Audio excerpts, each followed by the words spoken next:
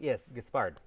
So you wake up to this message from Rowan. You can tell they're still a little hurt from the incident that happened last night with the food, but they've had some time to chew on their emotions, and they've decided that, hey, it's time for me to go on. I'm going to go forward. I'm going to go to Orashire myself, and I'm going to keep pursuing knowledge like my former master wanted me to. And definitely they hope to stay in touch and see you again, but it's more of a, I need my space. I'm going to do my own thing. So you get to have that conversation with them as you're waking up and everybody else is stirring. But beyond that, the morning is yours. As you all wake up in Eggver's still very dusty house. I think I'd close that on just be careful, and of course I understand, and I'm sorry. I think was the last thing Gaspard would say, just knowing they fucked up a little bit. Yeah, and like you don't get an actual, even though they talk to you a decent bit, you don't get an actual response from Rowan, but you think you get kind of like a sound, like a kind of thing, like they're thinking over the apology and stuff like that, but you still get the message through to them. So yeah. All right, and all of you are waking up wherever you chose to fall asleep in this dusty giant's house.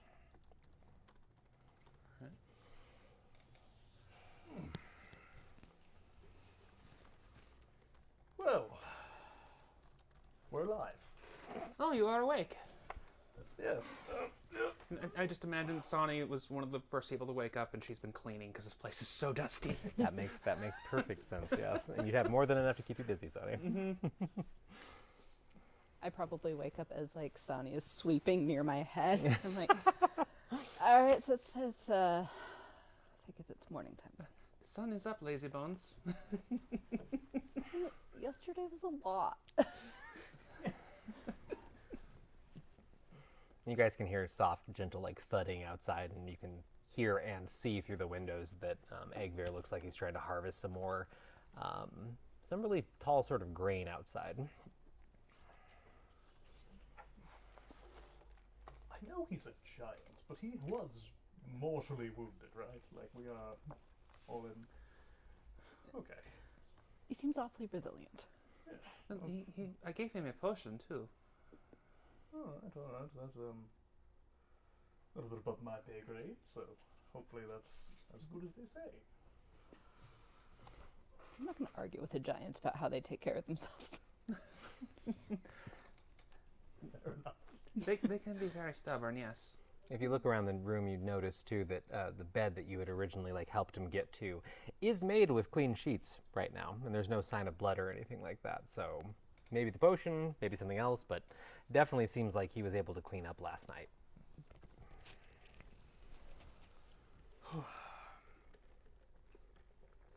So, finding Rowan and then going to town?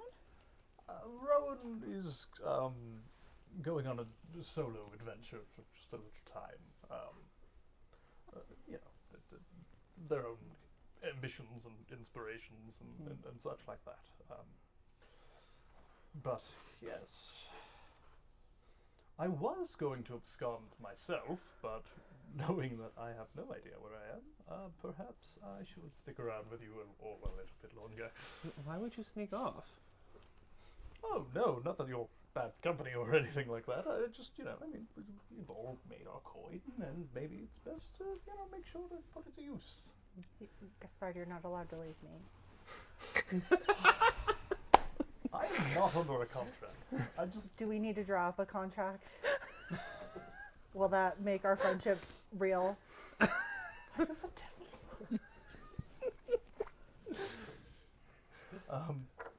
No. I have no intention of leaving. Again, Good. I will write Mummy a letter if you do. I know I will write her a letter that you left. I don't know if Advir gave me back the book, so I might need another copy. Signed, preferably. Signs by Mummy? Yes, Yeah, I can get that for you.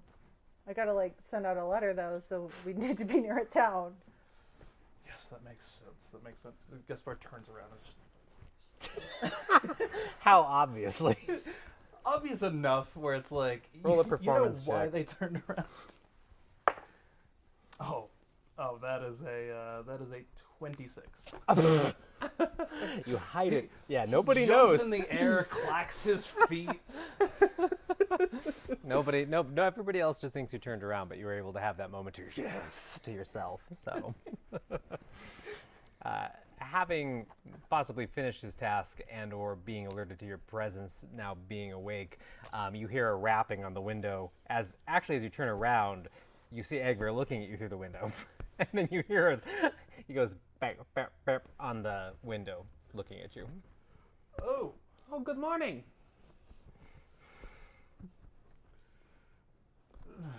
all right. I think we're being summoned. Oh, Sonny's already going to the door. Yes. So you go outside? Yeah, we'll see our host. Okay. As you come outside, Egver is like leaning around the side of the house. He's like, I was just asking for you to open the window so I could talk to you through that.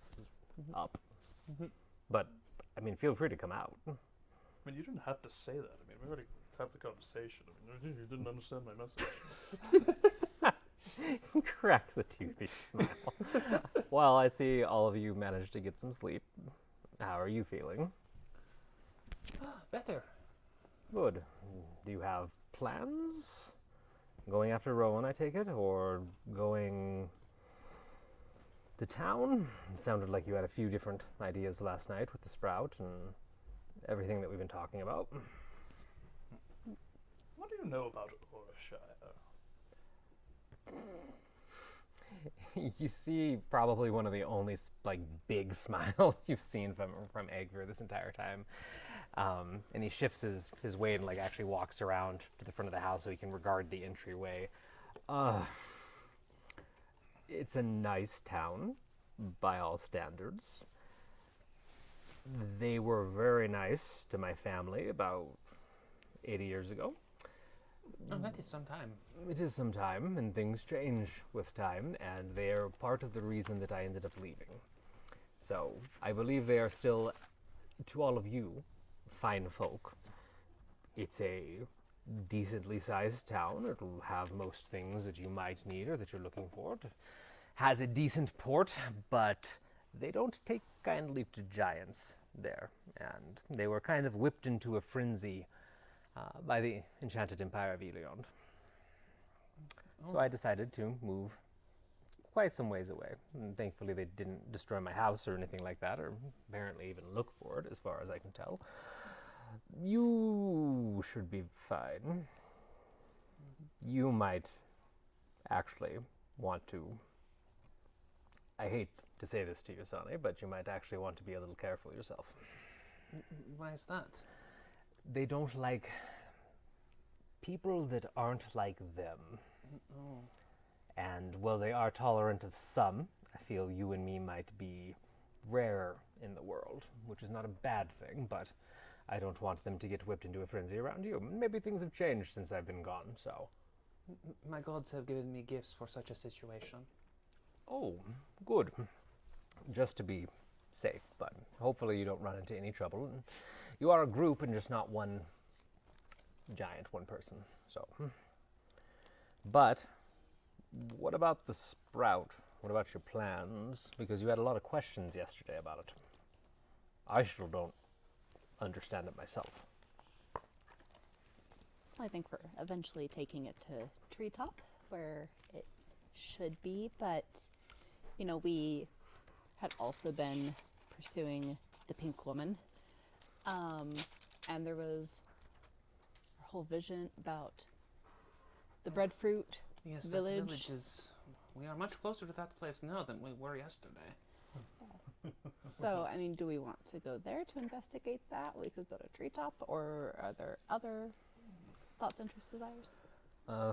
There is a port in Orashire. There is not a thunder pad nearby, unless you plan to take a more traditional path, which is, you know, very understandable. But I think the nearest thunder pad is Tia, perhaps. Once again, unless this side of the continent has changed in my time that I've been gone, but it would be a bit of a walk, ride, however you'd like to get to Treetop, but however you'd want to get there. Perhaps we could see what arrangements can be made at the port. make a decision then? Do we want to pursue the pink woman? I mean, she made her point. I think it was a good point, very eloquently put. I'm convinced she's no enemy of mine. What if she does that again? I mean, she did kind of like poison / hypnotize a bunch of us. I left the entire crew back in that city. All of the weapons. Oh my god. Mummy is gonna kill me. Maybe hold off on writing that letter. Oh, she's gonna kill me. So maybe we find someone who can send a message to your crew and be like, head back.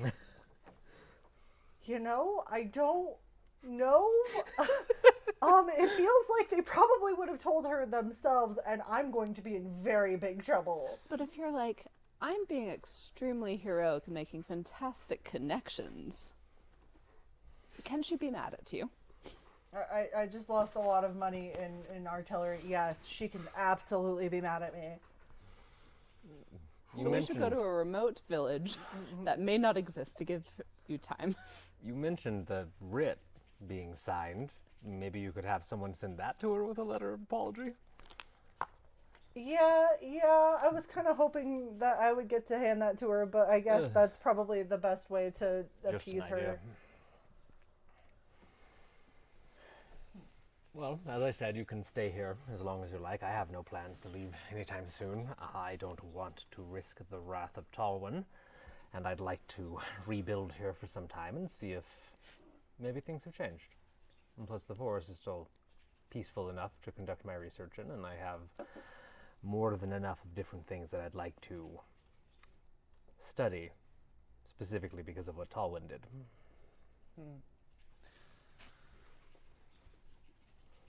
Well, it seems like you would have most of what you would need here then. Is there, if you're not going to go to the village, is there anything we could help with before we leave?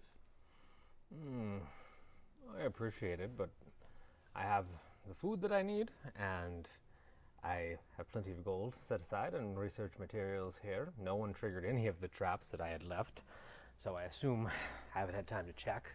I assume most of it is still intact, so no, I think I'm in as good of a spot as I can be right now. Thank you for the healing and the potion and saving my life, because I would have died bleeding out from Talwyn's wounds if it wasn't for all of you.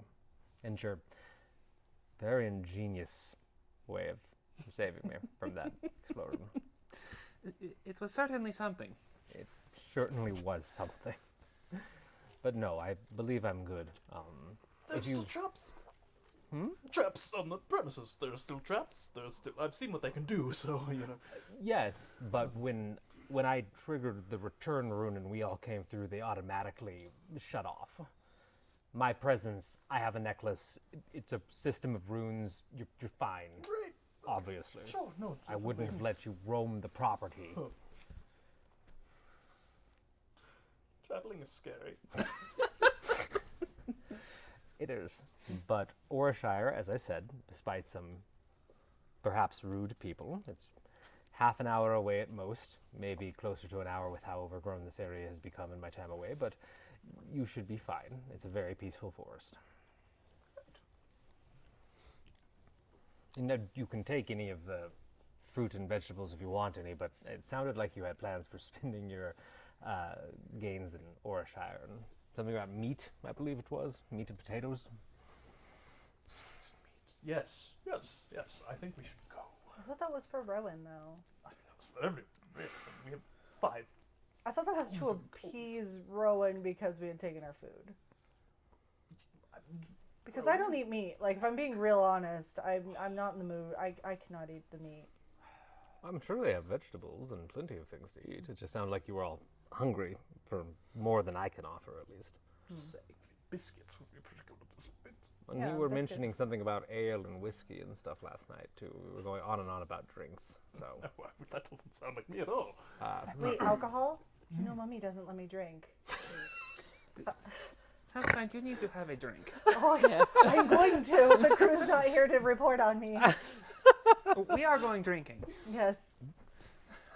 Though Gaspard is such good friends with your mother, they might report on you. Gaspard, I thought we were bros. No, I don't think any correspondence should be sent until we understand her level of frustration. Oh, it's gonna be. You know that time that she cut the servant's hand off? You remember when I told you about that? Because they were stealing. It slipped my mind. It's gonna be like that, but probably like hands again. I'm not gonna lose my hands. So I think this is a family trait within the Blue Flames. Why does this always come back to hands? You take a thief's hands. That man was a thief, and he deserved to lose his hands. I believe it's an old custom in some areas of the world. Do it once. None of the other servants will steal. Right, Gaspard? Egbert just kind of looks down at Gaspard pointedly. I have never stolen anything in my life. Just the hearts of others, correct. What can I say? That's not my fault.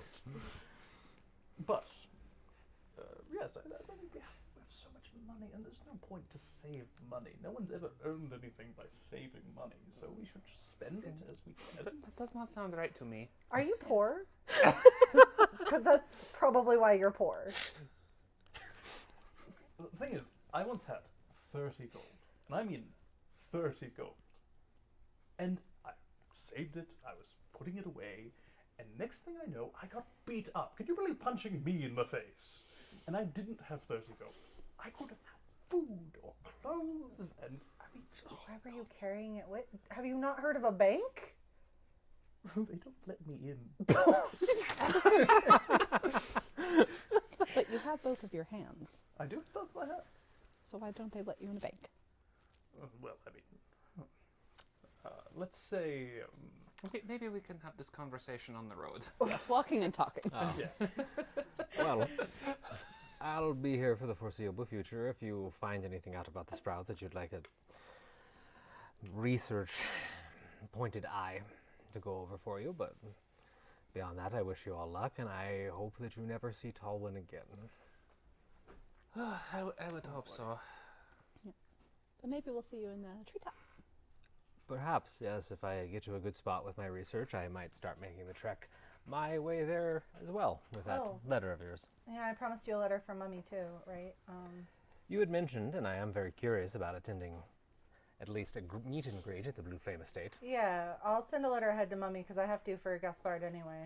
This is going to be quite a bundle that you're sending her of communication. Well, it's going to be like one big letter. Oh, okay. I'm going to lead with, hey, I found this science giant. And then once she's happy, I will tell her about the lost weapons. And then the writ to end on a good note. Yeah.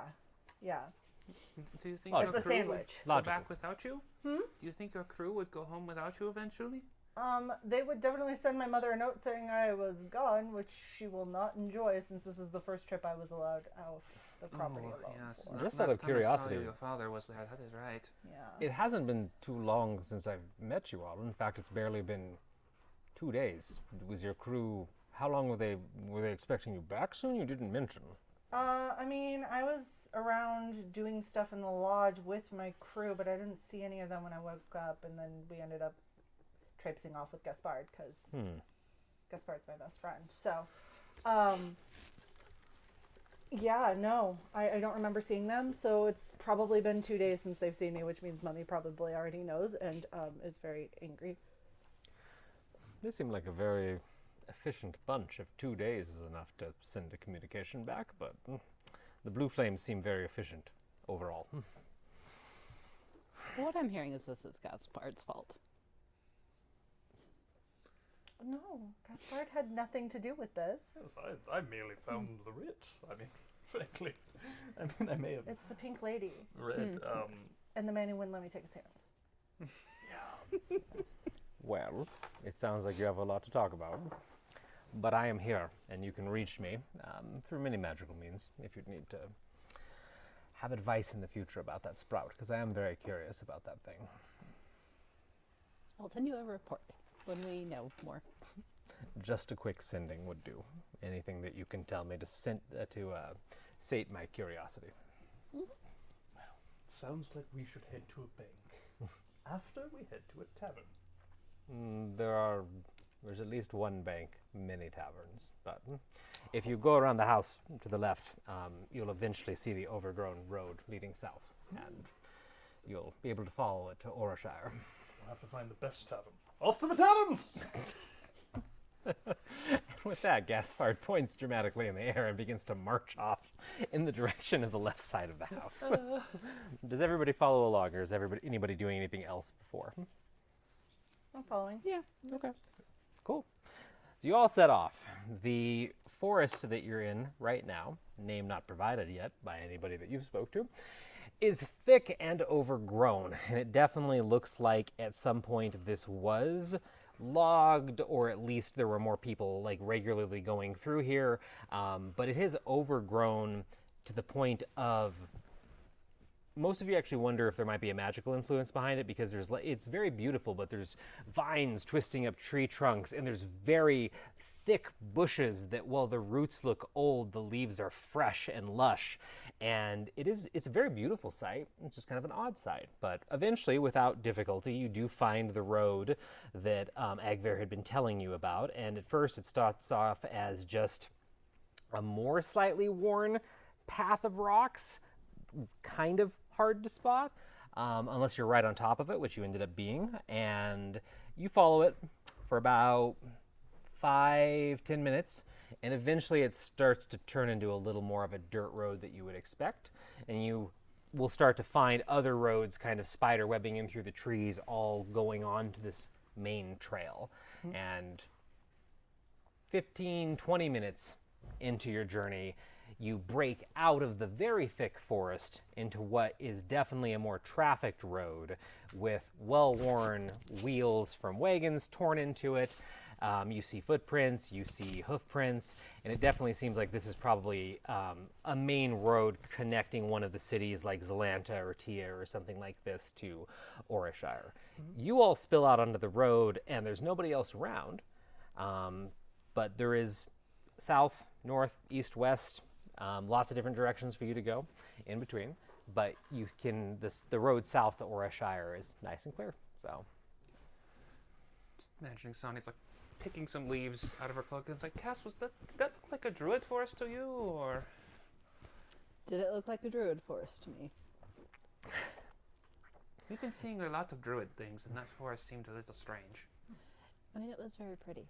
it did seem overgrown. It's something that, so Treetop is not kept in a state like that, but you are aware of the way that nature can be manipulated to cause overgrowth. And it did kind of feel like that. You've seen examples of it like once or twice, but it wasn't the first thing that popped in your head, honestly. But now that Sani's kind of mentioning it. Yeah, now that you mention it, this is not like normal overgrowth, so yeah, kind of druidy. Yeah. So Did not look like the forest on my island.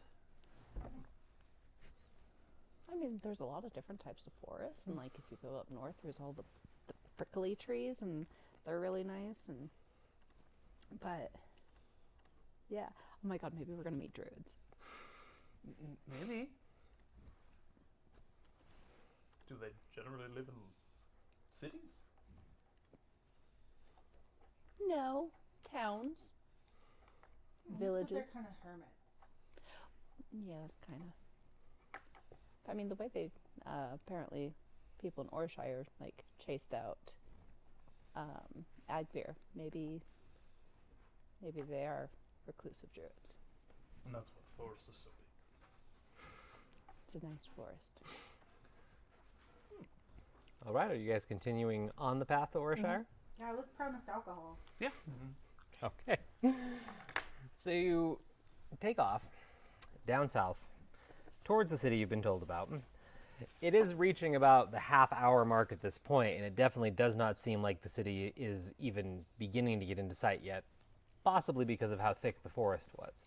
But as you're making your way down this really well-traveled road, you round a bend through a whole bunch of rocks that had sprung up from one side, probably an ancient impact or an ancient sign of a battle or something like that, and there's just kind of these rock overhangs that come out of the ground, a kind of obscure part of the road that you have to go around. And as you go around it, Based on passive perception, actually, I think the first person to notice anything would be... It would be Half Pint. So as you're kind of rounding this rock outcropping, you're hearing flesh impacting flesh and grunts, and it definitely sounds like there's some sort of like battle going on the other side, but you're only hearing the impacts, like thump thump, foot skidding on dirt, thump thump, foot skidding on dirt, and like you're not hearing anybody yelling or saying anything, but it immediately is like apparent to you, like someone's scuffling, like somebody's fighting, like what's going on? I'm just gonna look around and be like, and then I'm gonna like creep forward as quietly as I can towards the noise. Okay. The rock overhang will give you some cover, so stealth roll, Okay. just in general. Couple 11. 11? Yeah. Okay. And are you just kind of like walking, pushing up against it, crouching, doing anything in particular? I can't really crouch because I've got the gun on the back. So I'm just like trying to stick as close to like bushes and things and crouching as I can. Okay. So yeah, you can hang really closely to these like kind of slate stones that are jutting out of the ground. And as you peer around the corner, you see a very interesting, colorful individual that seems to be sparring with the air. And you watch this individual like just take a couple of like wild swings like they're a drunkard, and all of a sudden something impacts them and sends a spray of blood out of their mouth. They kind of rebalance themselves and then strike, and you see their fist stop as it hits something. And apparently they're fighting something. And Ray, if you'd like to introduce yourself to everybody, and then the character that you're playing, and if you describe them for us, that would be awesome. For sure. Hello. I am obviously now getting beat up by something invisible. The air.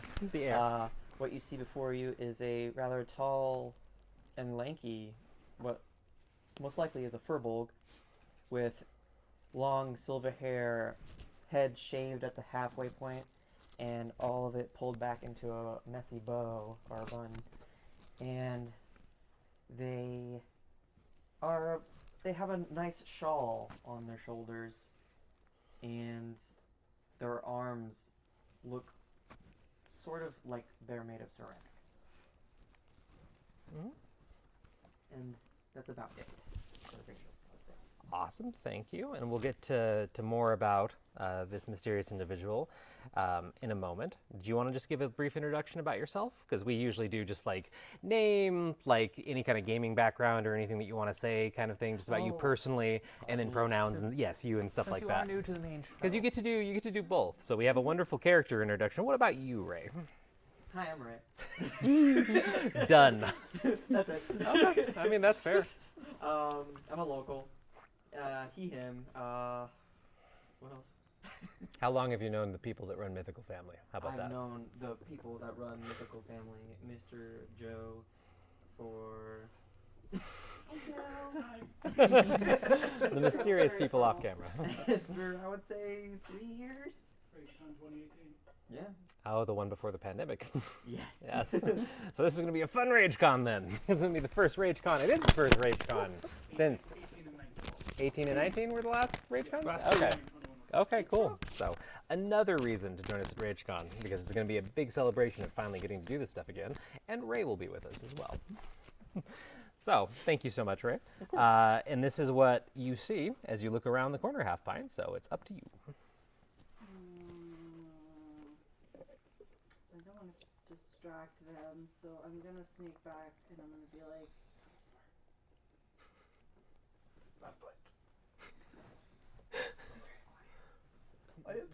What is going on?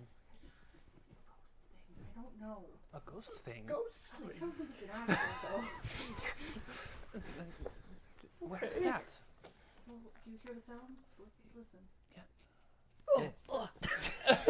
And having it pointed out, you all can hear the sounds, yes. There's like, I don't know, there's something that's like fighting something I can't see. I don't know. And I don't want to interrupt, but I don't know who's bad and who's good here. And really, this is none of my business. It's blocking off the road. We should go see what's going on. Do I need to take my gun out? Maybe. I don't know. We'll find out. I can detect evil and good. So I will cast that. And for the duration, I will know if there's an aberration, celestial, elemental, fey, fiend, or undead within 30 feet of me. As well as where the creature is located. Similarly, you know if there is a place or object within 30 feet of you that has been consecrated or desecrated. Are you doing this where you're standing right now, or are you going to move to where, like, Half Pint was? What are you doing? I'll, like, creep up to Half Pint. Okay. So, you don't actually get any, malevolent. Thank you. I can't say that right now for some reason. Nothing evil. A lot of just blankness for some reason, but you do feel and detect an elemental presence over there. So weird elemental and Sonny's octopus. Yes. Besides the octopus, there is an elemental. It's probably an air elemental if we're not seeing. Yeah, I can't see them. Yeah. But I thought maybe that meant it was a ghost. That's a fair assessment, but I'm not getting undead. Those of you that have peeked around the corner, which I think at this point are still only Cass and Half Pint. I mean, Sonny's looking. Oh, you're looking She at heard her? ghost Okay, so things. everybody's Yeah. peeking around the corner now at this point. This individual does look like they're holding their own, but they are also bruised and bloodied. So, seems like they're not being overwhelmed, but there is a trickle of blood out of one side of their mouth, and they do have, like, some of their clothes are a bit torn, and it does seem like this is a pitched fight against whatever this is. So, but still just them, nobody else in sight. I mean, do we help? Do we get involved? Or do we just I creep over? do not even know what he's fighting with. I don't want to, like, attack something I can't see, but I could send in some, like, protection or something. That could be good. Yeah. Okay, I'm Thump, like, thump, thump. I put in my bag and grab my eldritch cannon, Okay. which I will use as protector, I guess, and I'll be like, go.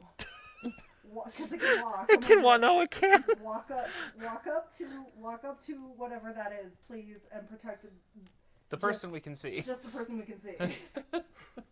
Okay. I mean, that's fair. All right. What does your Eldritch Cannon look like? Any specific appearance? I think it looks very much like the piranha plant that I have that flies. I was gonna except say. it cannot fly. It's Okay. just like it's got weird spindly spider legs that look very wrong, but they move very well. Okay. Yeah. Well, yeah. It'll skitter off around the corner, out of nowhere, towards this interesting duo. And because of that, we technically need to go into combat, just so we can resolve this and see what happens when a weird machination made of both living plant flower matter and metal and magic comes around the corner at this individual. Even though it's intending to help. So, everybody roll initiatives. Ray as well, please. And we'll be right back because we need a brief second to set up the battle cam, and then we'll go through initiative and everything else. So please stay with us. Grab some snacks.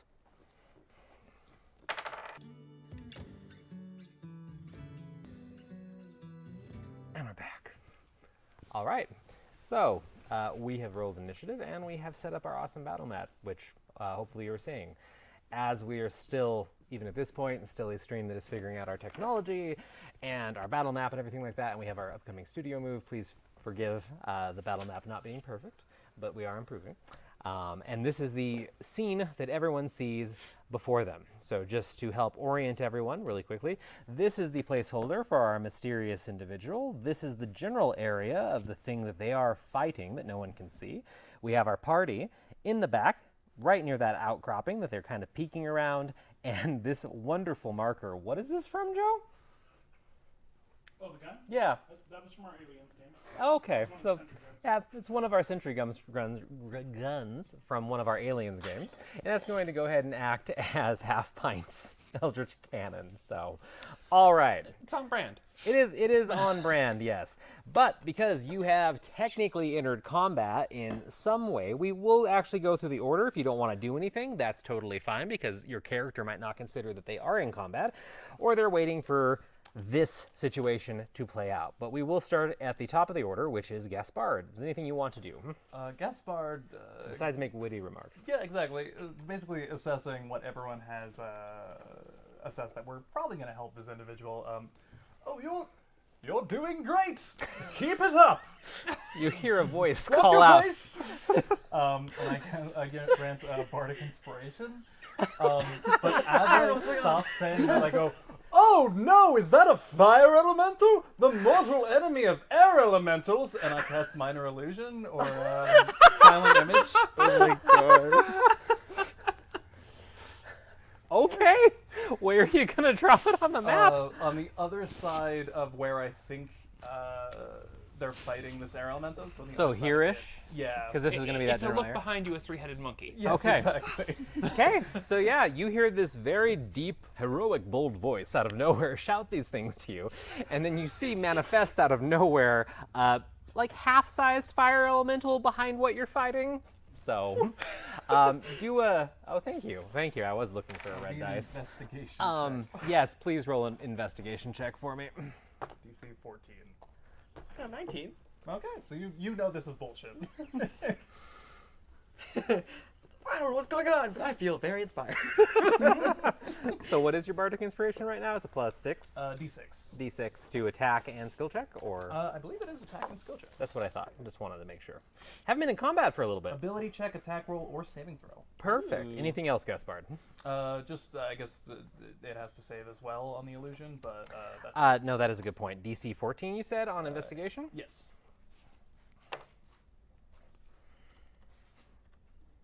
And if it succeeds, it just knows it's fake. If it fails, it assumes it's real. It assumes it's real. It would have to like physically go through it or spend its action to investigate again. Gotcha. Okay, cool. All right, so we'll let that play out behind the scenes. Next, Sonny. You know, I don't really have anything to directly target, so I think Yeah. Sani sees what Gaspard is doing, and then just quietly prestidigitation to make like heat and smoke over there. Oh my God. This is not how I expected this to go. I love it. It's like you're doing all the theatrics, pulling the strings. So yeah, you make a plume of like white smoke and heat like radiate off this thing. I'm gonna say that it actually increases the DC for that creature. I'm gonna apply that retroactively in this case. So say that it increased the DC by 2, Not knowing taking it up to this, 16. Yeah. Gaspard is super impressed with themselves. Damn, my illusions. All right. Anything else, Sonny? Just kind of an. Are you okay? Yes. Who are you? Yeah, you're still facing this thing. You can't really see him, but you hear 2 different voices now. All right, and then it goes to Cass. Okay, I am going to cast Bless. Go do it. Do it. You're gonna cast Bless. Yes. Okay. Sheesh. No, I love it. This is me. I'm saying this is great. This is amazing. Okay. On our Firbolg. Okay. New friend. Okay. Half pint and Are you gonna hit the cannon with it? I don't know if you can hit the cannon with it it unless. says creature, so Okay, I I think so. that counts. Oh, I can hit the cannon? I believe so. I believe an Eldritch Cannon counts as creature, right? Half pint? Yeah. Oh, then yes, and so half pint and the cannon. Okay. And what's your bonus for this level of Bless? D4 Perfect. for attack rolls or saving throws. Cool. So you cast that out. And half pint, I'm not misremembering. It goes on your turn, right? Or does it have its own initiative? It goes on. It's on my turn. That's what I on thought. its turn. On my turn. Okay, cool. Yes. Anything else, Cass? Are you also going to shout words of encouragement from behind the rock? I just blessed it. I'm going to cast Shillelagh on. Well, yes, I can do that. Okay, on my quarterstaff, and I'm going to sort of creep behind the cannon. The cannon's this big off the ground. Yeah. So it's I'm like not a small. hiding. It's like okay. You said creep behind. I wanted to make sure. I wanted to be clear. Yeah, So you will start like walking out into the open. Yeah. Okay. So the Eldritch Cannon looks like a set of metal spider legs crawling across the ground, and it has, wasn't it a sunflower, or is there a specific flower? It's like a piranha plant. A up piranha on top, plant Yeah. on top of it, and it just has a kind of like magical aura about it. You saw this just a few moments ago come out around the rock, then these strange voices. You're still kind of processing this as we get to your turn, and now you see the first actual person walk out. Cass, would you please describe yourself for this new individual, and then once again for our audience? What do they see? What does Cass look like? Yes. I am a female high elf, dressed in, generally like nice adventuring clothes. I have a like nice bright purple like witch hat essentially, with a green ribbon. I have like scars, like claw marks, on my cheek, and I'm holding a quarterstaff, but I have a giant, is it a warhammer? Battle axe on my back. Slightly different from a warhammer. Slightly different. Just a touch. Just a touch. I was like, which cool weapon did I go with? I went with the battle axe. So yeah, that is what you see. And I'm like, just trying to look really encouraging and like, hey, we're here to help. Describe to me how Cass looks really encouraging in this I scenario. have a bright smile. You have a bright smile. Okay. That's We're gonna kill you. We're just these strangers that came out of nowhere, and now this creepy crawly thing's coming at you. Like when I visualize this piranha plant, I visualize the toy that Sid makes where it's like a baby Oh, doll. God, I in was Toy thinking Story, of that and in the it's back got, of my like, head. One eye that's missing, and it's just like And the erector set legs. yes. Yep. I wanted to make it look more endearing. Okay, and then with that, it is your turn. Well, I'm feeling particularly blessed right now. I feel like it's because of some And inspired. magic. And inspired. Blessed and inspired Extra all of a sudden. healthy.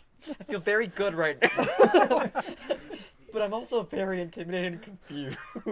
Who are you people? But before I forget, Borb, I love you. Anyway. I mean, we walked down the street and then found somebody punching the air. We're pretty intimidated and confused, too. Yeah, it's just fair. both sides don't really understand that right now, but I Don't do. worry, crazy person will save you. There are other crazy people here to help. Myself. I know that elementals are dangerous, so I'm just like, we're gonna go with this. Oh, thank you. Hello, I'll get with you in a moment. And I'm gonna look at the thing that I can see, quote unquote. Mm-hmm. I'll go ahead and spring 2 more pairs of arms from my back. All cool, like, not actual fleshy arms. What do they keep in look mind. like? They are spectral arms covered in an adornment of flowers and an array of purple and blues. And I'm going to just wall up this invisible thing. Go for it. With so many fists. Go for it. I'm gonna do. I only have 1d20. Whoops. That's a 20 non-natural and a 19 non-natural. Monks. Both hit. Yay! Gotta love those 19 non-naturals. Mm-hmm. Oh yeah. 4, Not as good as a 9, not natural. 6. I just wanted to be clear. So that's 10 points, and I'm still learning astral self. So, Yeah, take your time. That's fine. I think this thing needs to take a dex save, DC 12. DC 12 dex save. Mm-hmm. It has a +4, and I rolled a 2 with the new dice. So no, it Excellent. does not. Is it? Are you doing stunning strike, or what was that for? It's when I summon my arms, Mhm. they have to take a dex saving throw, or they take more damage. Nice. Well, yeah. So we got 10 damage so far. Keep going. And then 4 more. So 14 total from everything. Yes. Okay, perfect. All right. Anything else on your turn? That is it. Okay. And then half pint / half pints abomination. Yes. In whatever order you choose. I will have the abomination creep forward, and so that it's within 15 feet of you, and you get, I believe I said 5 temporary hit points. Thank you.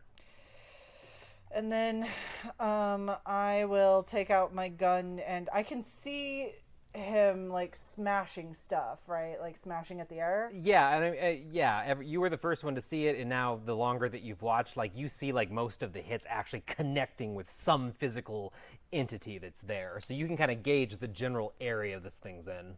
Okay, cool. Then I'm going to go ahead and let me see.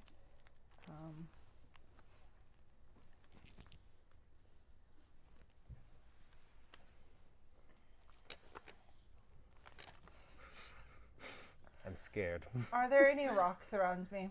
I mean, you're standing underneath that whole outcropping. Is there one that is 5 pounds or less? Actually, around. Roll a perception check. I'll just as a free action. Not good. 11. Immediately at your feet, there are pebbles, but like the size of like a D20 being the biggest. So. Cool. I'm going to pick up like 3 of those, and I'm Okay. going to use magic stone on them. Go for it. So that they can now be used to make ranged attacks. And so I have a range of 60 feet. Am I within 60 feet? I believe you are 5, 10, 15, 20, 25, 30, 35. Yes, you are. Okay, so I'm going to go ahead and attack with one of my stones. Go for it. Assuming it lets me. Let's see.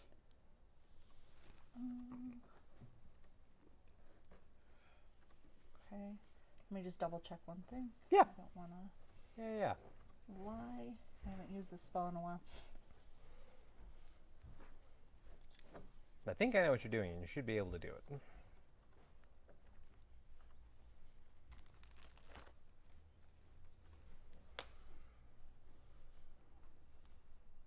Yeah, I'm just making sure there's no save from it. I thought it was a dex save, but I'm not seeing it anywhere. Okay. Yeah, I don't think anything that you have in this scenario, unless you're pulling something really crazy No, on me. this is for that, Okay. for the air elemental. I'm just gonna launch one of these pebbles at the air elemental. Okay. And if it hits, it takes 8 damage. Yeah, it That's should what just be a straight up attack. Okay, then let's see. Let's do. Come on. Ooh. No. Uh-oh. Nope. No. How bad? 5. Oh, Not Yeah, great. Not good. nope. So yes, the rock still flies out, and it does seem to get tangled in something and just like gets kicked out, almost like it got caught in a vortex of something. Anything else for you personally? For me personally, let me double check. Before we get to your abomination. I'm going to use my bonus action to expeditiously retreat to like, what is the range of my gun? It's like 120 feet. Yeah.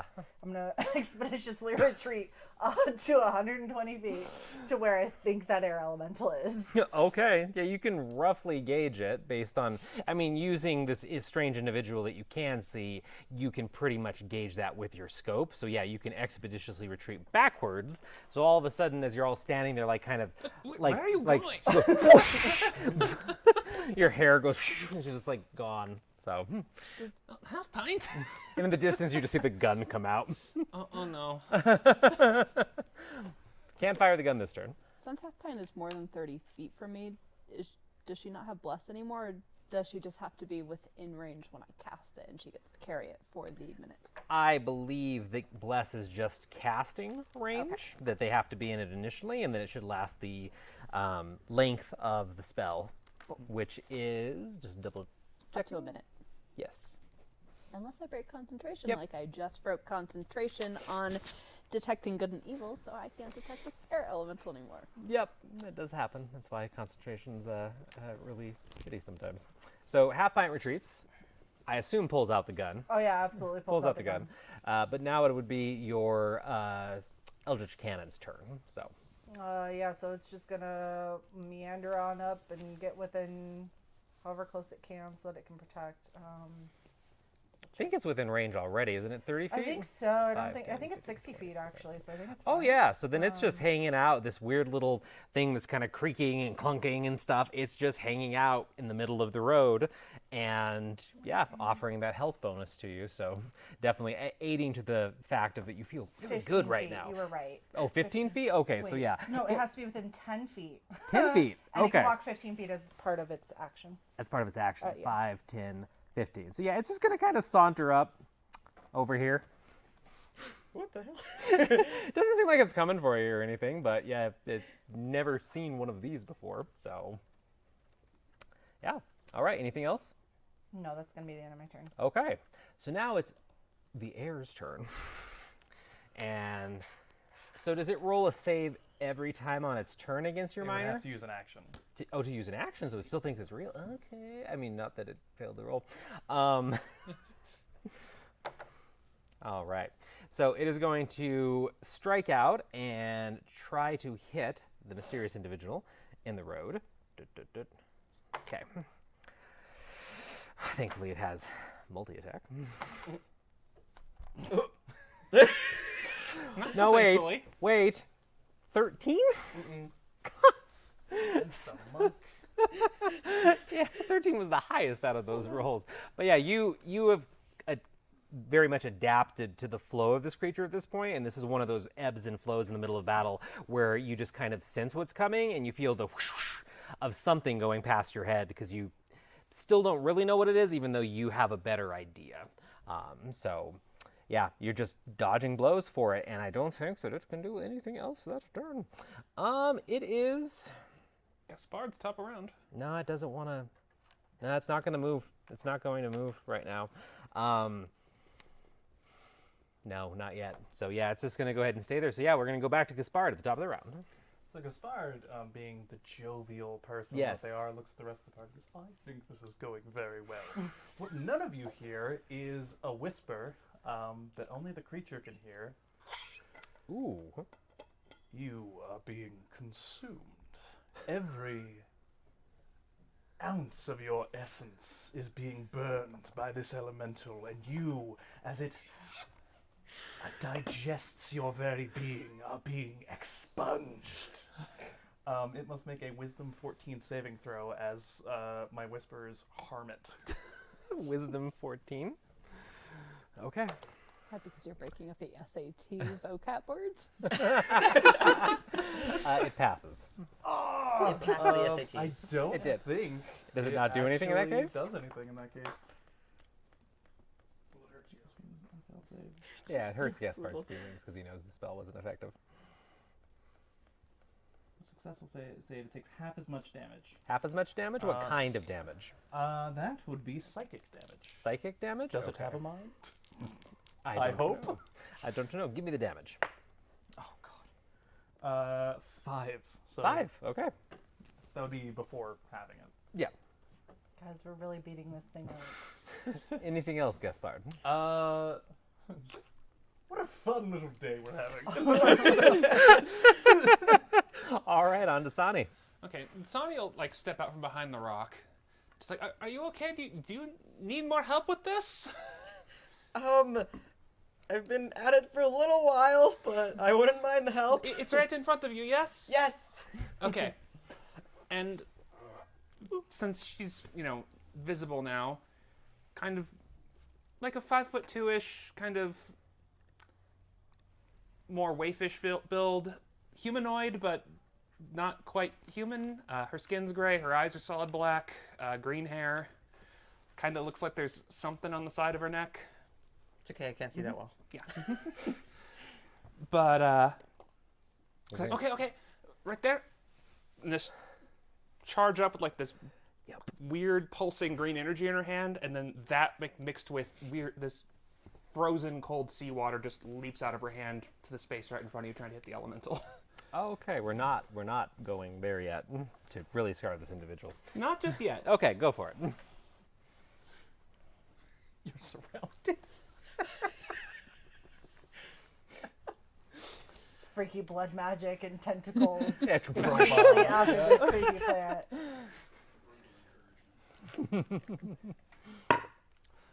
That is going to be 13.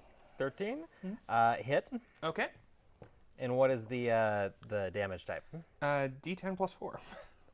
Sorry, damage type. Is it magic? Force. Force? Okay. Cool. Eldritch Blast. That's what I thought. I just want to make sure. 13. 13? Woo. Ooh, nice. We love Eldritch Blast damage. So actually, as Sani's blast leaps out and strikes whatever is in that area in front of this strange man on the road. For a brief moment, you see the weird, like colors mixed with ice of Sonny's magic hit something and then explode around it. And for the briefest of moments, you all see something that looks like a mix between a giant, a tentacle monster, and a ghost that is just changing shapes and moving. It seems like something out of a nightmare. And you just get the briefest look of this like garbled creature before the ice wears off in an instant, and it's back to being invisible. Oh, good. There it is. And now the tentacle shows up behind it. There That's a we go. bonus action. I know. Nice. Yep. So all of a sudden, did you want it like back here Yeah, like or right behind it. It's got like a 10 right foot behind range, it? so. Okay. So that's the fire elemental. So did you want it here or Like here? from Sonny's perspective behind it, so probably like right there. Okay. We'll put it right there because that's true, but we'll do it right there. So yes, describe this for the individual on the road. It's basically that exact same energy that was just in the blast that came out of her hand, but like coiling it around itself and staying like basically a 10-foot long tentacle that's just featureless other Yep. than that shifting energy inside of it. Yep. So not only do you have this weird spider creature sitting next to you, Ray, you now have this eldritch, unearthly tentacle that bursts up out of the ground behind your foe. So, And immediately tries to whap down on the thing Yep. I just hit. yep. That one is mine. At least it identifies. That's very nice, Sonny. Sonny just doesn't let it ride. Like, oh, yeah, That's going to be a 16, oh yes, hits. and that's a D8. And I assume it's bludgeoning. I think so. Let me double check. Oh, cold damage. Cold damage. Oh, nice. So 3 cold damage, and its movement speed's reduced by 10. Okay. Just reduced by 10. It's not an actual condition, right? Yeah, it's just Cool. until for this current round it loses 10 feet movement speed. Perfect. Cass. I'm going to get up in melee range. Okay. Yeah, sorry, you had actually said that you had moved forward somewhat before, and you can close this distance with your normal movement speed. So, where are you coming at this thing? Just on this side? Are you gonna somewhere over here? Yep. Okay. Yeah, hanging out with melee fire distance. elemental illusion. Fire element illusion. And I'm going to, using what I recall from Sonny making it somewhat visible for a hot second, and take a swing. Okay. Just in the general kind of space, kind of playing off the individual that's fighting it right now? Yeah. Okay. So that is a dirty 20 to hit. Hits. And then it takes D8 bludgeoning. So 3 points of bludgeoning damage. Okay.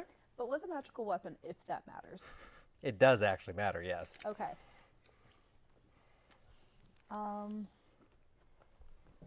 Because in cases like this, that just made your damage not be halved. Excellent.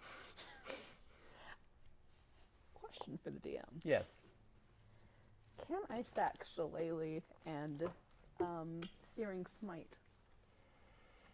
I believe, let me double check. I mean, this is why we play D&D and ask each other questions, because we all figure this kind of stuff out together. Let me look really quick. You want to stack Shillelagh with Searing Smite. Searing Smite. Let's see. 1 bonus action, imbued. Use your spellcasting ability instead of strength. So yeah, you can use Shillelagh. And then, are you doing Ensnaring Strike or Thunderous Smite? I'm looking at your character online. So Searing Smite. Searing Smite. Okay. So they're both bonus actions. You can only do 1 bonus action because you've already used your action. So didn't you already put Shillelagh? You put Shillelagh on earlier, right? Yes, and it lasts for like a minute. Okay, yeah. So then Shillelagh is just, Shillelagh is imbued your weapon like an enchantment for that 1 minute. So yes, you can use your bonus action to cast a smite or any other bonus action spell. Okay, then I will drop concentration on Bless. And cast Searing Smite, but it says next time you hit a creature. So I don't Okay. think it counts this time. It but does it's not, ready for no. next time. Yeah. So you just have like an explosion of like that green energy that Cass usually has around them, like over the weapon? Yep. Okay. I swear we are here to help. And we're totally normal and lovely and friendly. I'm Well, very you're normal mostly in my village. you're very colorful. I will say that. And then it's back to Ray. Well, hi. It's me. I will go ahead and punch more. Okay, go for it. You still using the astral arms? Yes, and Okay. they are force damage, which is pretty cool. I'll do a flurry of blows as well. Good. Awesome. I'm glad I'm doing that because oh my gosh. Okay, there we go.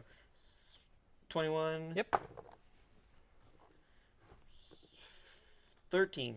Yep, 13 is the AC, as you've Cool. all kind of figured out with this much fighting going on. So 2 hits. 3, 6, 7, 8, 9, 10. 9, 10. Excellent. Anything else? That is it. And you're going to stay in the same spot, no movement or anything? Yeah, I'm gonna stay right here. Okay, cool. All right, next up, half pint.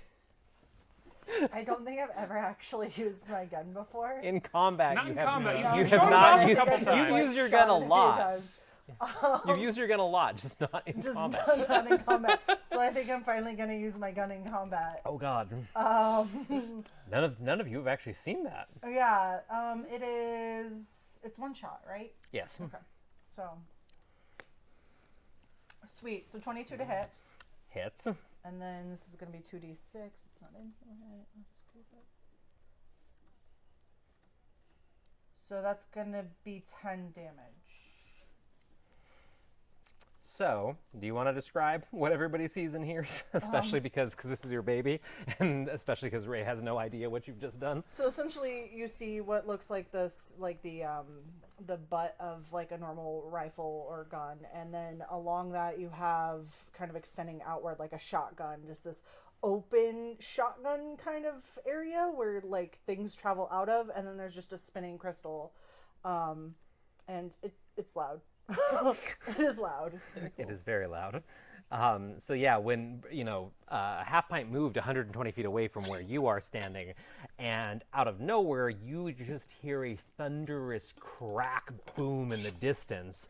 Maybe see a brief flash of blue light out of the corner of your eye, and all of a sudden the creature in front of you is once again illuminated, even longer this time, as something kind of seems like a spell, but something violent hits it in the side and explodes with this blue crystalline light lighting it up, and it just writhes in pain, more so than with anything else that has hit it to this point or any of your blows.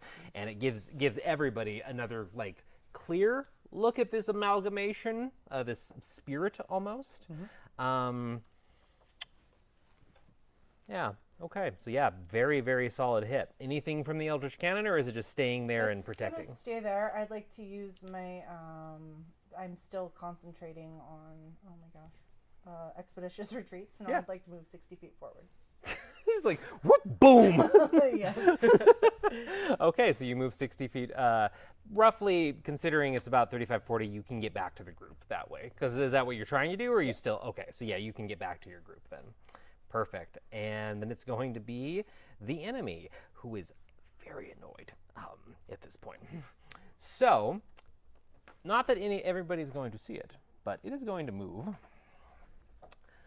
for the moment, and it is not illuminated anymore, so it's going to spend its move action, and it's going to move, and then it is going to...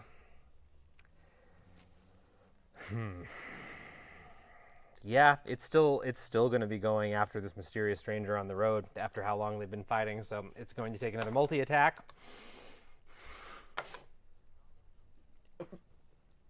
Joe, please. That was a 1 and a 4. Give me another. Oh boy. You're allowed to hit the player. I'm trying! This is the highest CR thing I've thrown at them yet. Thank you, sir. Those dice rolls will stand, though. So once again, you feel that whoosh whoosh around you of the air pressure changing, but it's behind you now. So What it's getting is performance anxiety. It's in front of others. apparently, yeah, apparently. It was hitting you fine before this, but now that Exactly. there's a ton of people around, you're just like, oh, this is different. But yeah, you immediately can sense that it's relocated somehow to behind you. It's very distracted now. It is very, I mean, it has a lot. It still thinks that fire elemental's real, which is terrifying to it. All right, that is literally all it can do because it needs to actually hit some of its attacks to do things. So we're going to go back to the top of the order, Gaspard. So I'm like psychically linked. So this Dissonant Whisper says a creature that you choose can hear you. Yes. So I can just target it still in this Yeah, case? Okay, yeah. cool. Yeah, it doesn't require sight. Yeah. This thing is very cool. Having an incorporeal form, not beholden to a single form or identity of character, you begin to doubt where you begin and the air ends. I pity your entropic existence of infinite doubt of will. And I cast it at 2nd level. Okay. damn. DC 14 Wisdom saving throw. Okay. Well, let's try Look these. What it did! Let's try these new dice that I was just giving off. Oh, they're from the set that the fire elemental is. DC 14 Wisdom. Yes. How much damage? 7 plus 8, so 15 damage. Magical? Just Psychic. psychic. Sorry, yes, you said that. Okay, gotcha. And then what else happens, if anything? Oh, Gaspard's just, this is a very cool sight. I just picture, even though this isn't what's happening, this just paints this image in my head of Gaspard, like in the back, suddenly with a snack, being like, "This is great. You're horrible." I actually assume in this case it is Dissonant Whisper, so you can say it's not this, but because Gaspard is telepathic, Yeah.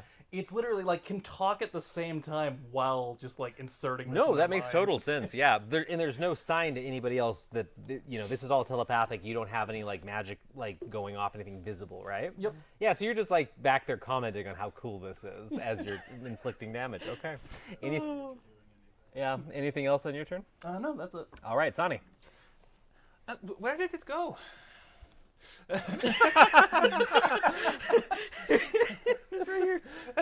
That works. Just following the direction and Yeah. trying another blast that Yeah, way.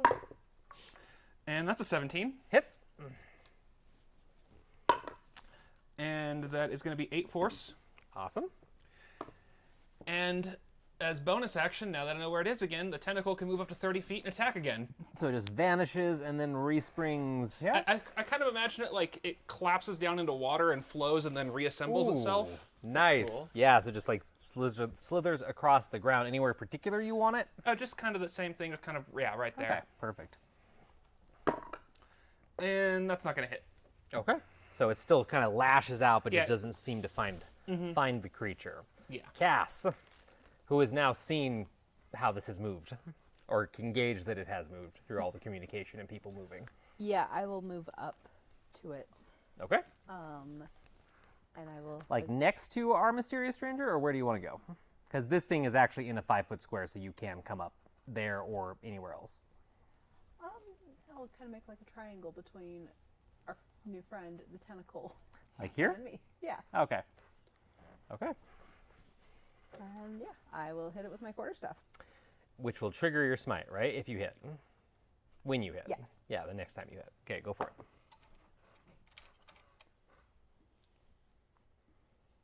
Basic math. 13. It hits. Okay. Plus, I don't think any of you have taken your bless or your bardic inspiration or anything like that. So I think you all have a little bit extra too if you need it. So that is 7 points of bludgeoning damage with a magical weapon. Yes. And then 4 points of fire damage. And on each of its turns, it is now ignited in flame. And it needs to make a Constitution save at the start of each of its turns to take subsequent 1d6 fire damage. So it's just on fire now. That wasn't even a saving throw. Just the fact that you hit it, right? Yes. smite. If it saves the con save, the fire goes out. Does it get a con save right now? Or is it wait till the next turn? Its turn.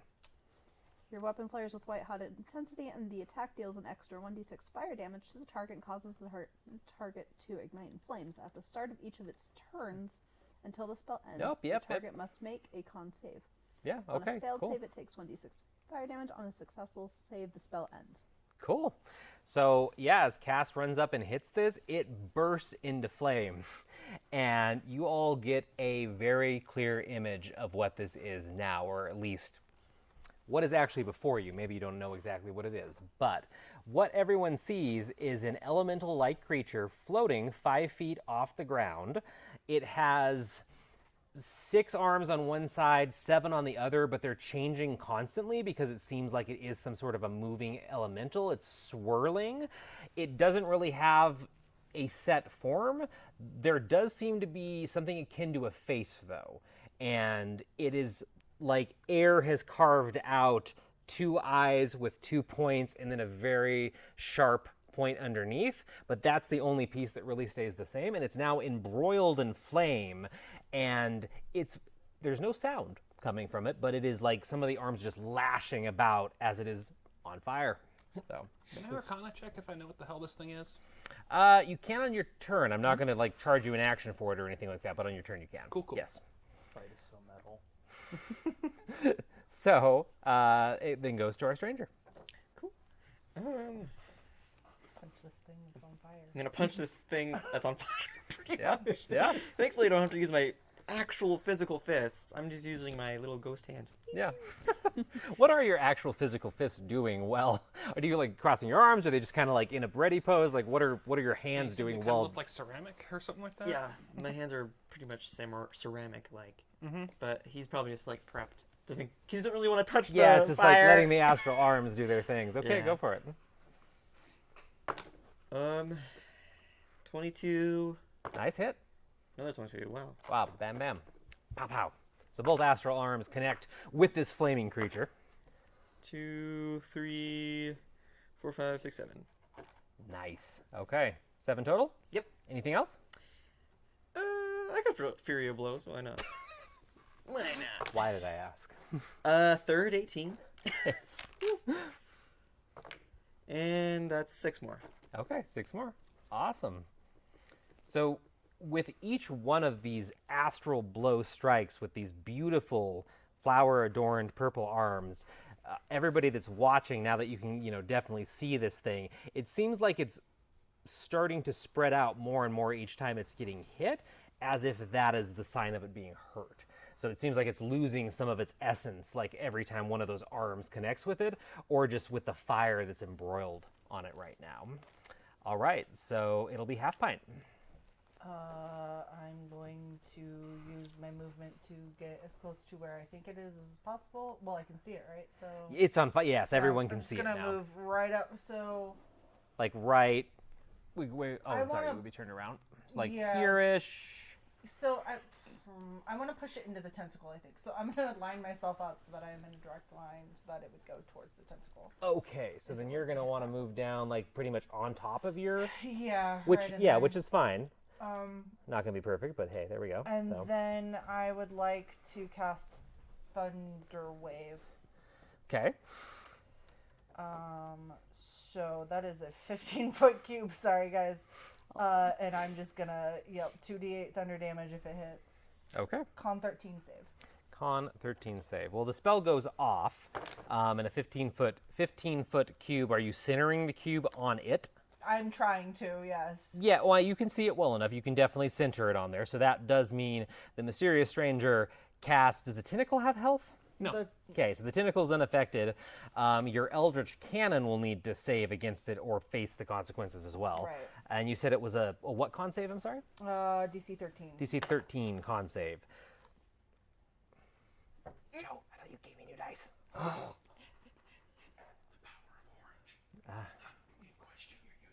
Oh, okay. So it fails. Say what? Catch. Oh! it was right through my hands. I tried. That's a fail. You know what? I failed my own deck save too. God. Thank you.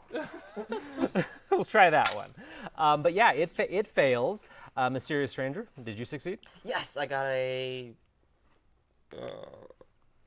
You succeeded. Something higher than 13. Yes, Something higher 14. than 13. What about you, Cass?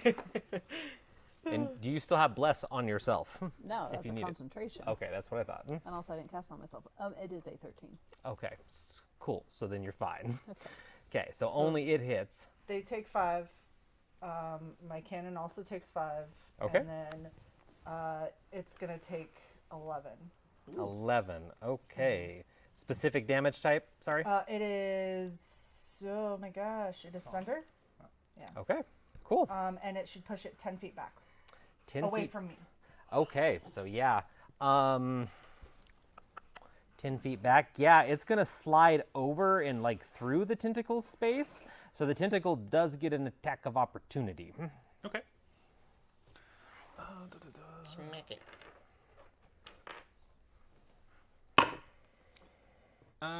That's a 15. That's much better. Okay. Yeah. The tentacle can just kind of follow it around and bop.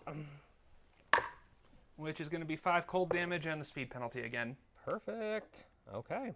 So yeah, it is grown or is starting to bleed out in mass as the flames kind of whisper or like fade off into the air around it with each of these hits. And that's going to take us to it. And it is lashing out at anything and everything right now. It's going to try and hit that tentacle because it is the most recent thing that attacked it. Multi-attack. It doesn't have hit points, unfortunately. No, I know, and that's why I rolled a nat 20. Oh, look, 2 nat 20s. Oh my gosh! So yeah, this monster lashes out at the thing that just hurt it, and completely just like, you actually see the flames scorch the ground under the tentacle as it just slams its force in there, and the fire burns. It also needs to save against Cass's. What is the save? You say con? Yeah, 13. 13 con? Does it keep burning? I rolled a 2. It keeps burning. Do you just want to use the 4? Would you like me to roll? No, I'm fine. I'm fine. It's fine. Everything's fine. Gaspard's happy. Gaspard's very happy. Gaspard's very happy. Every time. So it continues to burn, and it goes to, speaking of Gaspard. Oh, and it takes, wait, sorry, I'm so sorry. It takes more damage, right? Yes. How so much do you- damage? Yeah, that was the question. I Of, thought like, it. did you want to I thought do it you was roll the again? standard damage. Oh, we're in an ad. No, 2. 2? Okay, 2 more. I'll put random. So. Gaspard. Should I wait for the ad to end? No, this is just on mine. So Okay, because mine is too. Yeah, so Gaspard just looks over to it and, are you still here? And casts Dissonant Whisper at 2nd level again. Oh my god. I like how Gaspard has become the mean girl of the group. But nobody knows. He's the nice girl on the outside, but inside.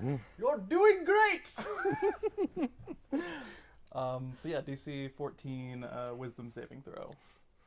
Roll it over here, maybe. Oh. DC 14 for what, sorry? Wisdom. It hits. Yeah! Turns out air elementals aren't very wise. 7 plus 8, 15 damage again. I did forget last time, it is supposed to actually use its reaction to run as far away from me as it can. That would definitely have changed the battlefield a little bit, but that's okay. That's okay. First time we've been in combat in some time. So actually, as you continue to assault its whatever counts for a brain, it explodes after the last word leaves your mouth. And I guess not. a sea of fire and this weird bluish purple smoke just goes and blows everybody in the area, like all of your clothes, hair, everything just is blown back by gale force wind for the briefest of moments, and then you're just all standing there. And 2 seconds later, you hear in this like purple slime rains on the ground around all of you and on you as well. Little droplets. Only the people up here. All of you in the back are fine. I immediately begin collecting slime. Ah. because There I is need going to it. be a lot to collect, so Half Pint can take as many vials as you want to spend on it. Gaspard kind of like doesn't actually touch Sani, but like kind of just, good job, you did it, and just walks over. Sonny's like, that was me. I don't think that was me. Well, And then just kind of like makes a small, almost like reverent gesture, and the tentacle just fades. Is the fire elementals? The fire elementals. Oh, still that there? would go away as soon Okay. as the fight's over. Okay, cool. Just wanted to make sure. For the love of the xiphoid half pint, what was that thing that you did with the explosion and the boom and the You've seen my gun before. It's just my gun. Never seen you use it. Well, now you have. This is what would have happened to that man's hands if I had been allowed to do my job. Oh my god. And you're best friends with her, Gaspard. Best friends. Yes. After that, yes. I'm slightly terrified of Gaspard now. No, yeah, she showed those off to my father a few years ago. And you're just standing there as they walk up and start talking. I was like, Are you all right? I'm good. I appreciate your help. Now that Sonny's closer, all her teeth are pointy and those are gill slits on her neck. You are all very unique. I like it. I appreciate your help again. What are you doing out here? Oh, so sorry, Gaspard. What do you look like? I think you're the only one that didn't. Well, I Oh, think you and Half Pint. No, you gave a description, didn't you? I'll give a description of the gun. Of the gun, just not yourself. That's the important Yeah. Yeah. Yes. Let's have Gaspard and then Half Pint introduce like what they look like at least. Yeah, so Gaspard is a tall, slender, masculine man, essentially. Sides of the head are like shaved with this like mat of hair on top, curly mustache, but otherwise clean shaven, and wearing just like really fine clothes. Like these are not traveling clothes. These are like going out in the city clothes, with like a vest, this nice cloak flowing. And otherwise just has no balance as they walk over towards you. Like they suck at the wilderness. But you know, it's like just otherwise like happily walking towards you. Like, oh, no, I'm glad I was here. Okay, and then Half Pint. So you see basically a 7 foot tall half orc woman with bright red hair that is clearly very unnatural, braided down her back. And she's got a gun and a very weird scar on her cheek. But she definitely does not look nice. She very much looks like a half orc. I love your hair. Thank you. It's natural. Can you tell? No, but that's okay. I got it from my mother.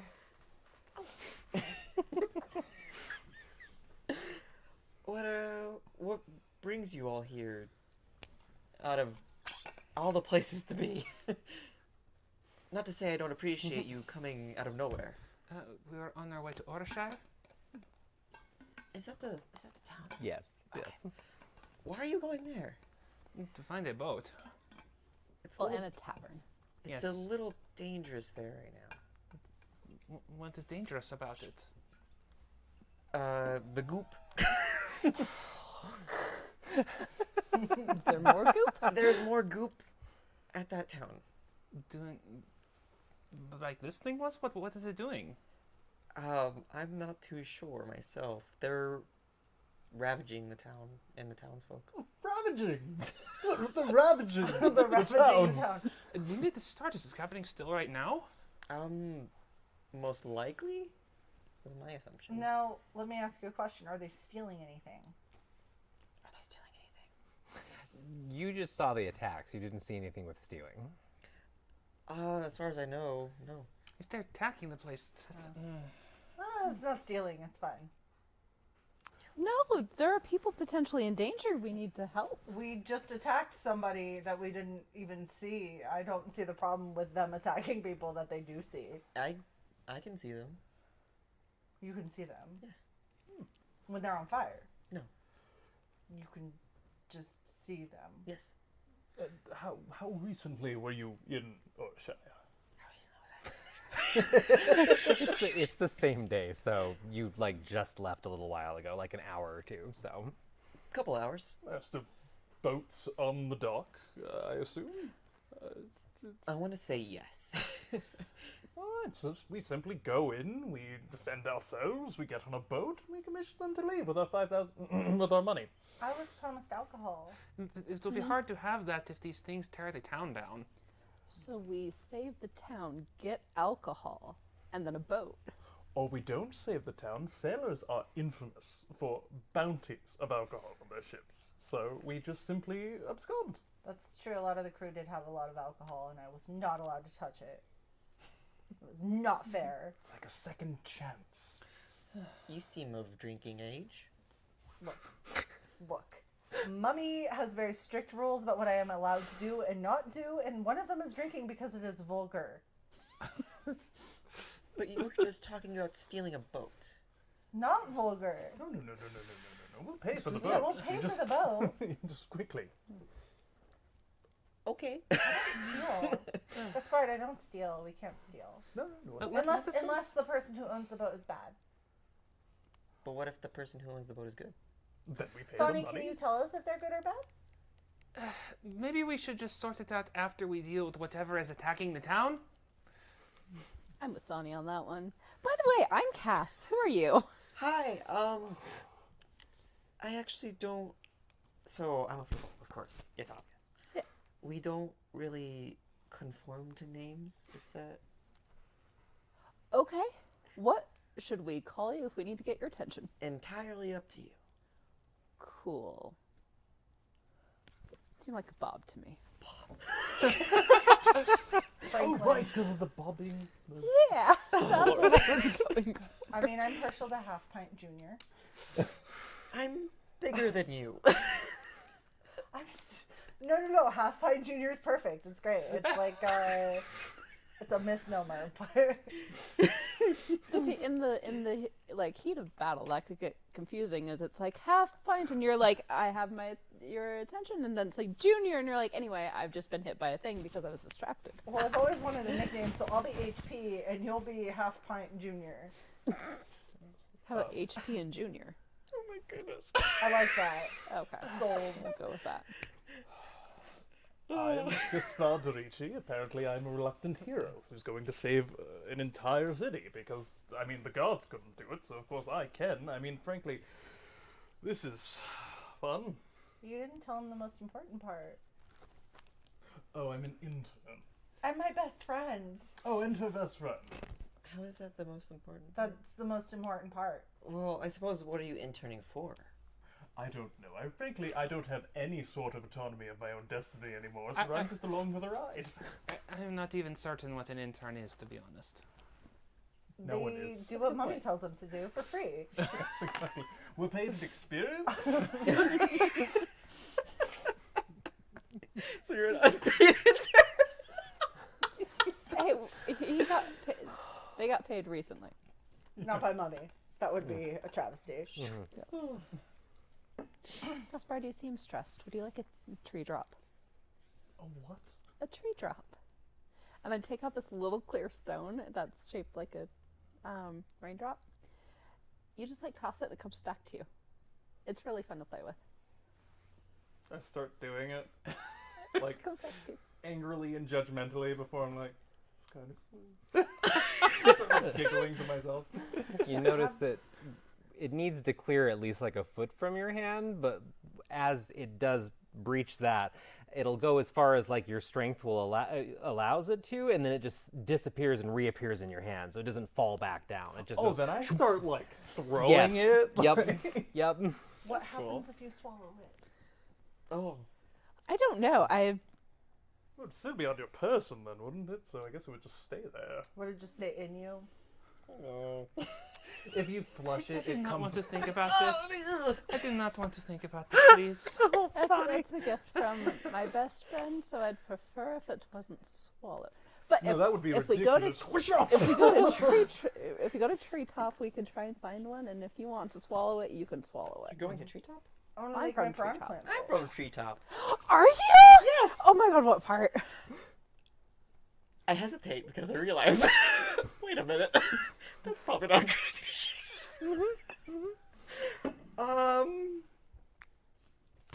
How are you going to answer that question? Oh my god, I What do you answered choose that to do? question. As Cass is like, Cass is like a princess or something. I don't know. No. Northeast? Okay, yeah, it's a big place, so like cool. I'm from more of the west. Like relief. Also, now that everybody's close and we've done descriptions and stuff, but I think you have everybody but one person's name. Yes. Could you give just a brief description of what, because they're standing next to you, so would you describe the arms in detail for us? Because we had a great character Yes. description, but now that they're close, just so they can have a bit more reference in the future. So his arms are adorned in purple and silver filigree with, I'm not sure, a lot of symbolism of the goddess, how do you pronounce her name? Zoena. Zoena. And so a lot of lilacs, it's very ornately done, and you can tell that a lot of love has gone into the designs, and they are prosthetics, but they function perfectly as hands.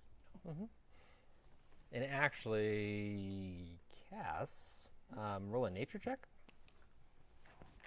I would like to look at this as an artificer and like the arms themselves now. that Yeah, I'm you can just close. like casually glance as the conversations is happening. 15. 15. You notice that some of the embellishments and the beautiful designs that are wrapped around these arms are definitely druidic, like specifically druidic. So, can't really read it or anything, but you're just like, that is work from Treetop for sure, at least. So, Are you a druid?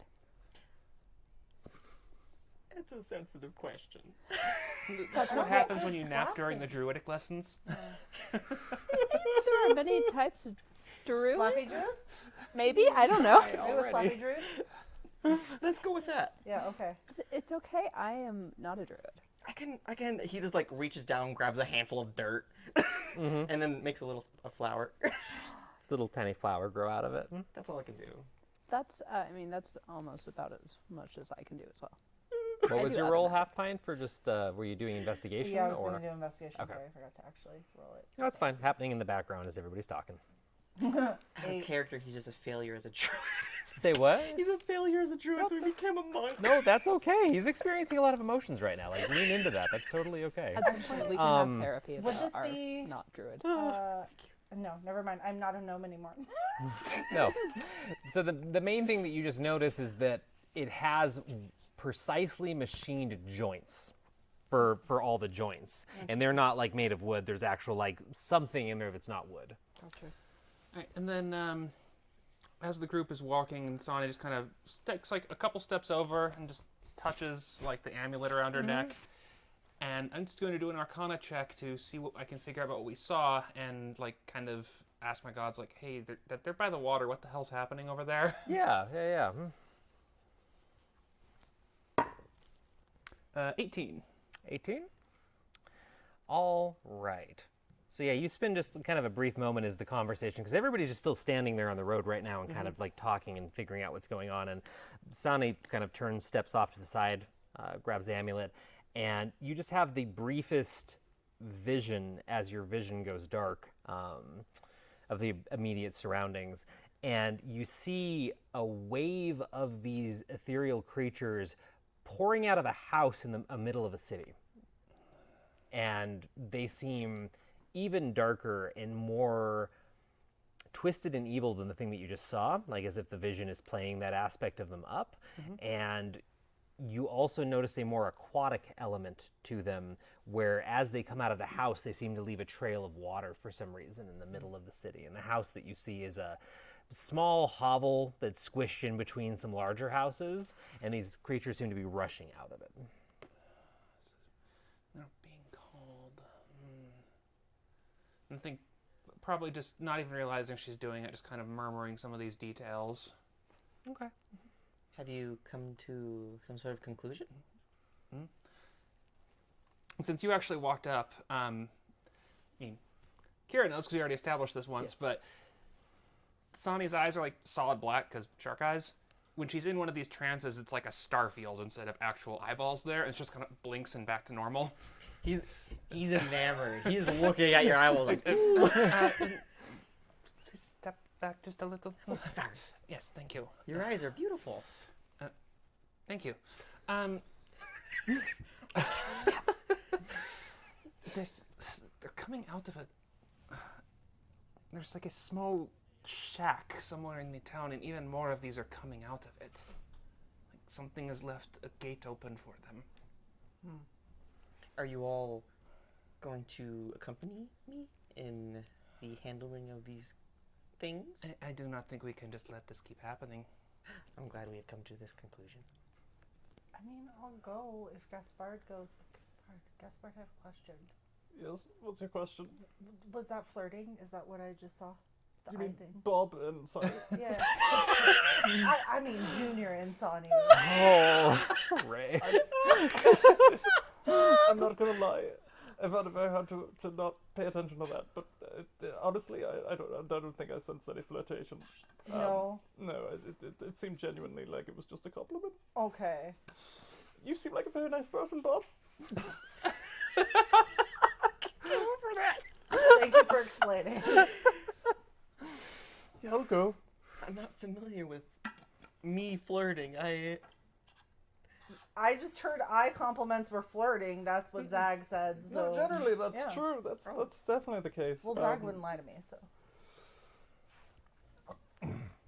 So we're going. Yes, and maybe if you think about it as if we help, you don't need to spend any money on alcohol or provisions. No, but what's the whole point of money? I don't If you need want. a lot of money. I But just want then things. you have more to spend later. I could always cook for you I as a spent reward. all of my magic doing the fire elemental thing, so That was not very much magic. I'm not that powerful. You did have you took the long rest, right? When? You guys slept it Yeah, out but you here. also cast like yes. four Okay, okay. I cast yeah. like 4 spells. Okay, but just make I us don't know major- that. Whispers. I'm also out of spells. Would you like to rest? I can always cook for you. Paul. We might not have time. Oh, this is fine. I've got a few. I can make more illusions. But, If yeah, we're no. in no shape to fight, then what's the point in going now? I mean, we're gonna die anyway. Don't be so grim. You said that last time, and I'm still very much alive. I was a cat. I've never been a cat before. You were, in fact, a cat. I Yeah. was. That It- was. It was very interesting. Are you a druid? No, I'm an actor. No, intern. I'm an intern. Gaspard walks away and like, for a little bit silently. Oh my goodness. Like not too far, but like just away from the conversation. Well, the area that you're in, you have a small creek that extends for quite a distance, running next to you, and it is a very open, like grassy area now with the trees and the rock Gaspard outcroppings. and walks stuff. into the creek. Okay, yeah, you walk into the creek. The water goes up to your knees. Are you all right? It's beautiful here. Oh dear.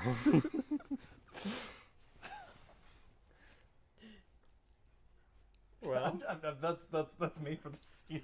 Yeah, you guys talk the most. Standing in the water, walking around in the water.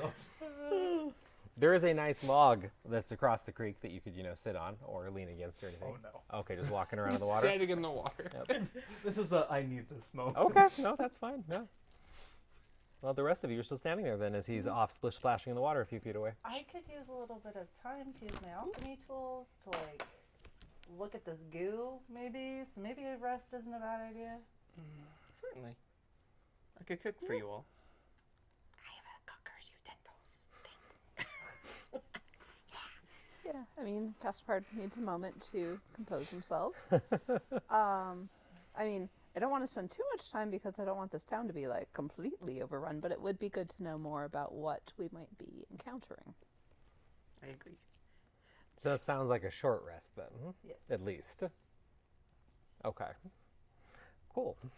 So are you going to go ahead and set up camp then for them? Just at least get something going for fire and actually cook? Yeah. Okay. In the meantime, should I make a check for that weird thing? Or what- No, I was thinking about it. We'll do it right before we close the session. You got it. So I'll prompt you for that. So yeah, you can go ahead and set up however you'd like, if there's any flavor to how you would like to set up for cooking or you do your cooking or anything. Most likely a vegetarian meal because I was supposed to be a druid. So I grew up on a druid's diet. I grew up. Drew up. I'll make y'all some cucumber rolls. Okay. So everybody can take a short rest for the time that you're going to spend here, and we'll finish the session out with a bit of the short rest, and we'll pick up next time with the short rest. But you can go ahead and mark it now that you've taken a short rest. I'm gonna spend a hit die. Say what? Spending a hit die. Yes. Something else. You level up to level 4.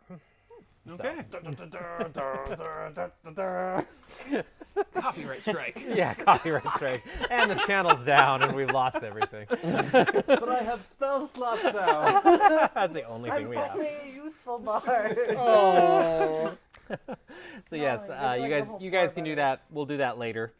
We can roll for hit points here after the game if we want, but you can all level up to level 4, including our new party member as well.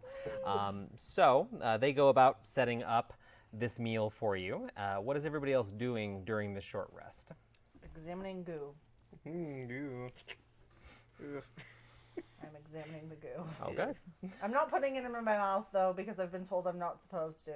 So. Are you getting samples and storing it, or are you doing both? Because you can. So I grabbed some vials earlier, and then I would say that I am taking out my alchemy tools and then just. Trying to see anything you can gain from it. Okay. Yeah. So you'll spend your time doing that. What about everybody else? Anything in particular, or? Gaspard, aside from just like silently eating, I think to kind of justify their level growth, is just like reading through a bunch of scripts that they have like saved up in their backpack. Okay. And it's just like, these people all survived. They survived these odds. Sonic, Cass? I'm gonna go like sit on that log by the creek. Okay. With Gaspar. Roll for initiative. Yeah, it's a mimic. Things are gonna be okay, Gaspar. Yeah. I'm not gonna let you die. That's appreciated. It's just, all I wanted to do was just get somewhere safe, and it seems like that's not happening. A reluctant hero. Yeah. And Sonny just kind of like checking in on Gaspar. It's like, is there anything we can do? I mean, we can't just leave these people, but... Look, I won't let something die if I can do anything about it, but my goal here is to survive. I have 5 things I need to do, and frankly, I'll stick by you guys. Do not worry, my gods are with us. They will not let any harm come to you. Slightly less reassuring than she intends it to be. Since you're a bard, you'll appreciate a song, so I'm gonna Thoughts and stand by you. Aww. Roll a performance check. Oh, it's, Just do it. Do it. Yeah, Do it. okay. Do it. Do it. Do it. it's a 6. Nice. Okay. It's A little, kind of off key, but she knows the words at least. That's what matters. That was good. Were you actually casting a spell, or were you just singing? Oh yeah, I have no spells. I know you just. I Yeah, thought I no, heard that a die. was I just- thought. Well, besides the dice I asked you to roll, I thought you were looking at something else. So Nope. Oh, yeah. just making sure. Otherwise, Sonny's just going to take some time to more properly like commune and center herself and like pull out that sort of like leather strap with all the scrimshod like teeth and bones on it and kind of just work through a few prayers. Okay. So as you finish, like, giving everyone the food and finishing, like, the cucumber rolls, passing that, like, having a moment to eat your own and just breathe and take your own version of a short rest, you do sense that thing, and you sense it specifically from Cass sitting on the log. I'll go plop right next to her, like uncomfortably close, like I have no sense of personal space. So like, hey, Hi. what you got? What you got in your bag? It smells special, magical, like What do you say, Minty? minty. It's a seed. Oh, can I see it? I'd rather not. As a fellow druid, I'm not a druid. well, from the treetop. Sure. I'm gonna pull out. As soon as I see it, I scream, "Lick it!" Out of nowhere. I have been told it's very minty to the taste. So- Why are you always telling people to lick it? So what you see Cass pull out of the bag is like, I don't know, would you like to describe it, Cass? It's like a large seed pod that has a sprout coming out of it. Because I don't think it I think it went back down to size. Yes, Like, it's smaller. Yeah. It's a nurse tree pod. And That's so pretty. it glows, like it has a bioluminescent glow to it kind of thing. And yeah, you definitely are getting that weird vibe from it. It radiates my goddess. No wonder I could sense it. Interesting. It's not xiphoid energy? I don't know what that is. The xiphoid, the giant thing that... The xiphoid.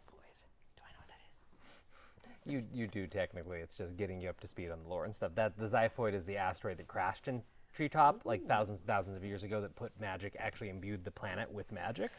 So you would be aware of the Xiphoid, yes, because you grew up like in the Treetop area. Gotcha. So, but the Xiphoid does have a very like base arcane, like it fuse all magic, and it has a very distinct look. Everything, this doesn't really feel Xiphoid magic to you. It definitely feels like there is that essence of Zoena somehow wrapped around the seed. No. Okay.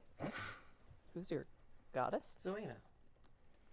And you, Zoena, so actually, I can put that as one of the last notes here, because this is the first time we've really brought up one of the gods.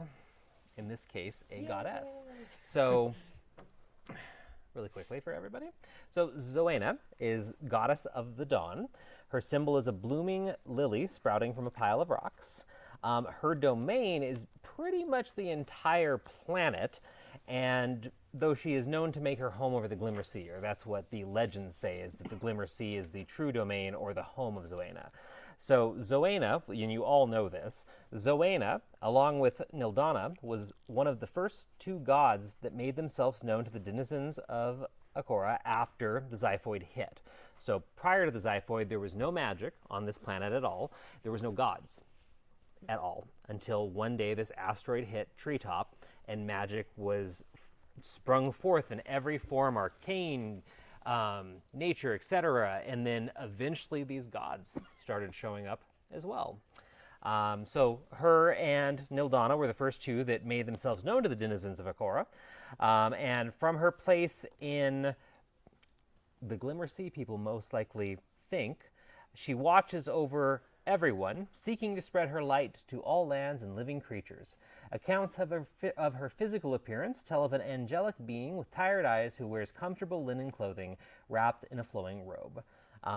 You would see her symbols very prominently in most cities, at least in certain quarters, because she was one of the first gods, and Nildana is the mirror to her pretty much. So Nildana is a very dark, or she's actually the god of wickedness.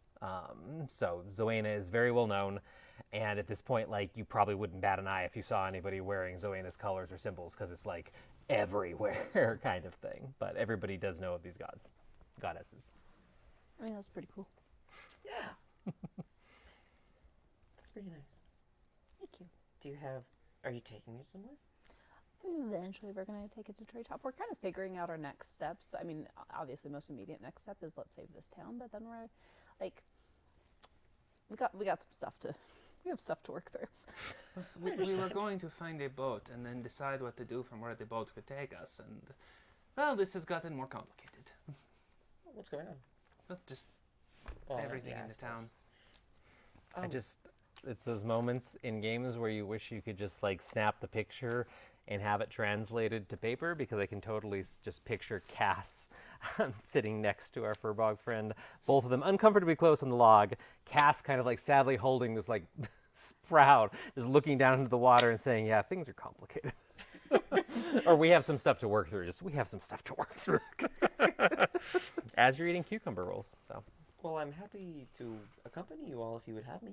I would love to see the safe delivery of this seed.